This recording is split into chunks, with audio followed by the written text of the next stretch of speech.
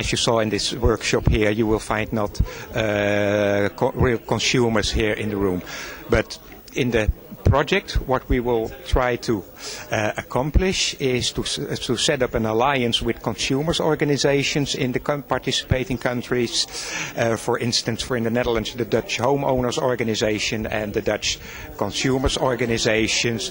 And together with those institutions, we will prepare and execute communication programs which are aimed directly at the consumer.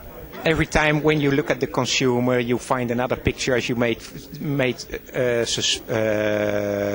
believe in the beginning, and that is what makes consumer behavior so interesting. And that is why, for instance, the segmentation study, which was presented this afternoon, makes it so important for us to make use of information like that, because there is not only one consumer. You have to think in different consumers, so you have to adapt your tone of voice to the consumer and to make him understand the message you are trying to bring to him.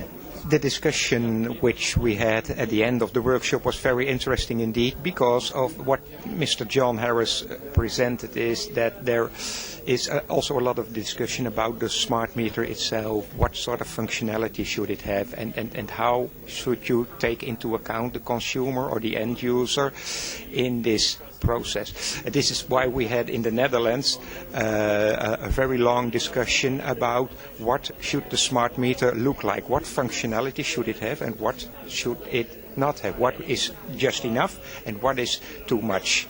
I think it was also meant to trigger the discussion a bit.